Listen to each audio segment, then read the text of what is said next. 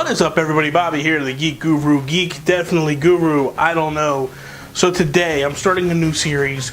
I've had so many amazing questions coming in. I've been getting them from Twitter and Facebook and all that stuff, and definitely on the YouTube channel because of the contest. It seems like that stimulated all the questions coming in, and now it just seems like I'm getting them all over the place.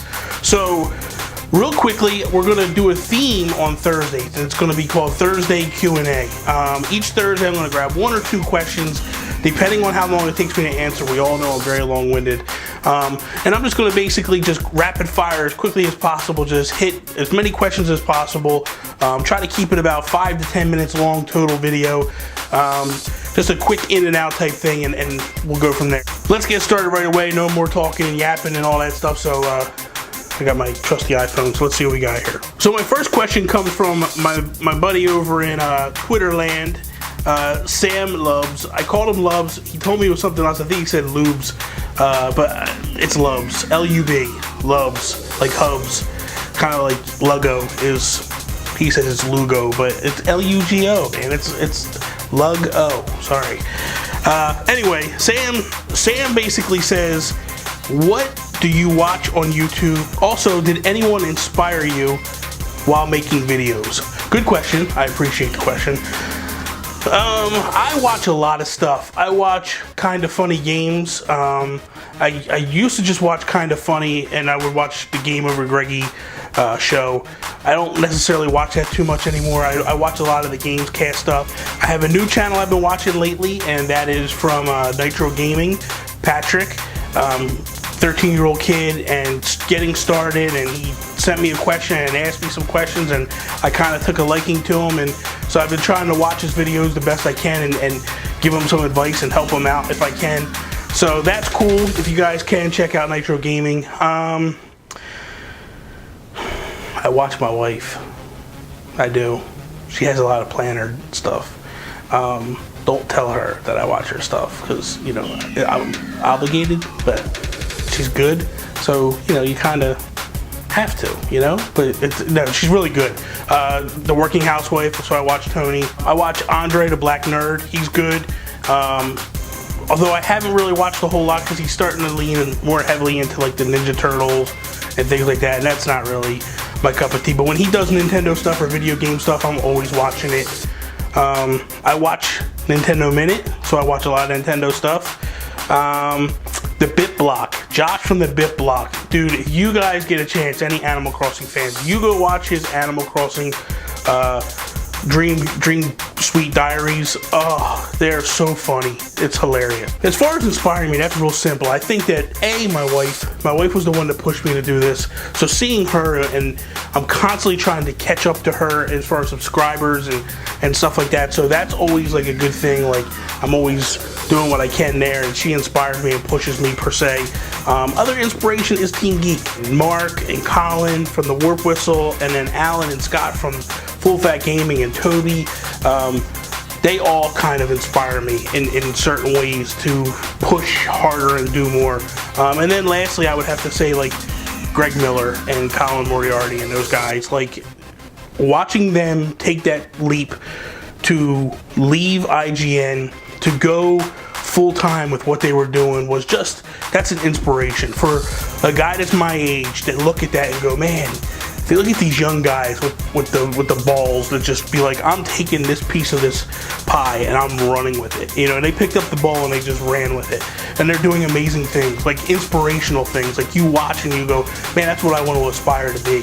So hats off to them. They're phenomenal guys, and you know, and all that stuff. So there you go. My next question is going to come from Sarah McCarthy via YouTube.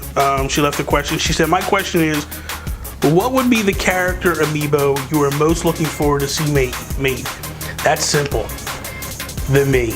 I want the me characters, and I want it to be customizable, and I want it to be like, you can have any character in your me. I don't care if it's 40 or 50 bucks, where basically they say you send it away, and in 8 months we'll make this customizable me for you and send it back to you. That's what I want. I think that would be awesome. Away from that, like in a more realistic sense, I want to see KK Slider. That's what I would love to see, a KK Slider amiibo. and that's what I'm hoping that eventually when Animal Crossing comes out for the Wii U, that's what we get. So thank you for the question, Sarah. The next question comes from Aconite 360. I think I spelled that, or I think I said that right. Probably not. As I said many times, Jersey, illiterate, deal with it, sorry. Okay, I've got a question. As of so far, other than Splatoon, amiibo support has been lacking. You're in charge of remedying the situation. What kind of game would you make that is heavy emphasis on amiibo? That's simple. That's easy. If you're gonna say to me, Bobby, you need to fix the amiibo situation, how do you do it? Do we go Skylanders heavy and go that route, or do we go another way? I think what you do is this. You make an RPG style game, similar to Kingdom Hearts, but let's do it a little differently. Let's do it in a hub world where, let's say, Nintendo Land. So you basically take Nintendo Land 2 and you put it in. There's little build-up things. Like maybe there's an ultimate adventure you have to do. And then, that game sucks. I wouldn't buy that game. Now that I'm thinking about it. Everything I just said, forget about it.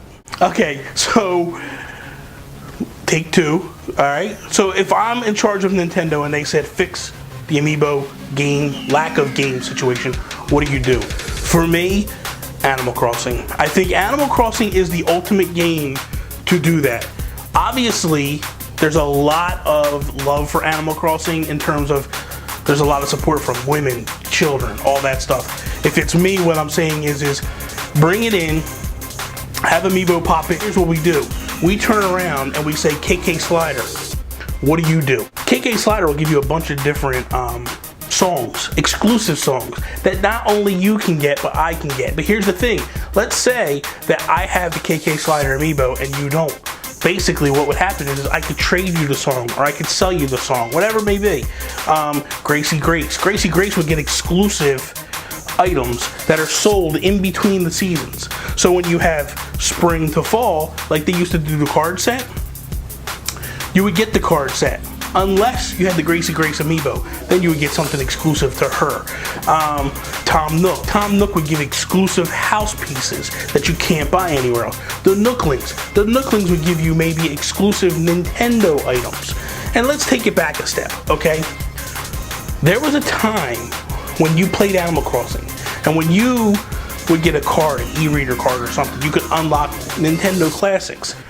Maybe do that with some of these. Maybe with some of these, when you plop them down, you know how you get items that are Nintendo items? Maybe that's what it turns into.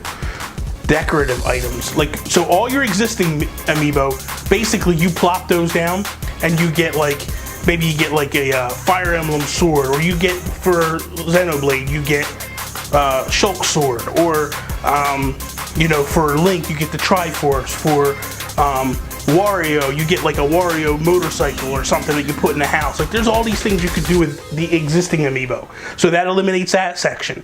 Then as far as like, maybe, here's another thing, maybe they do release all the villagers, all the animals, but in a slow process. Maybe they allow us to vote what animals we want first. Then as they put the amiibo out, that animal, let's say Stitches, is an amiibo that I buy. If I put Stitches on, I can automatically move Stitches into my town. Maybe make it where it's only 2 or 3 that you can automatically unlock. So this way people don't have, like, you know, an entire village of what they want, or an entire town what they want. And it kind of still allows for the more or less like the randomness of villagers coming in and out. Isabel, maybe it unlocks more public works projects for you. Exclusive public work projects. I think, you know, maybe with Blathers, it's a new fossil or something like that. You know, with his sister, maybe it's a new room that opens up for you up in the museum upstairs. The game is perfect for it. You know, maybe with Tortimer it opens up a couple more. Maybe it opens the island up a little bit bigger, or different things. Maybe it allows you to put a house on the island, so this way you can actually stay there all the time, you know?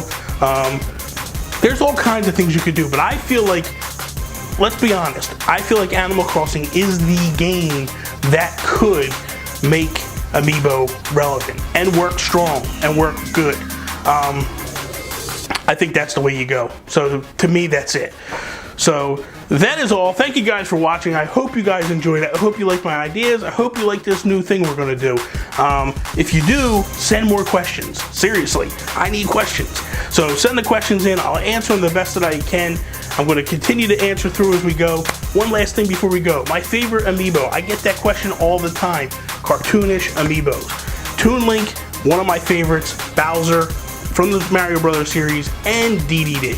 So there we go. Thank you guys for watching. Please subscribe if you're not a subscriber. Like the video, share it with all your friends. Follow me, Instagram, Twitter, at the Geek Gurus. That is all. Follow Team Geek. Peace. Follow everybody else. Mother. Well, hello and hi there. Never knew you were weird like me. Thought I was the only one. Now it seems like I'm not that lonely. Can't believe your boy don't understand.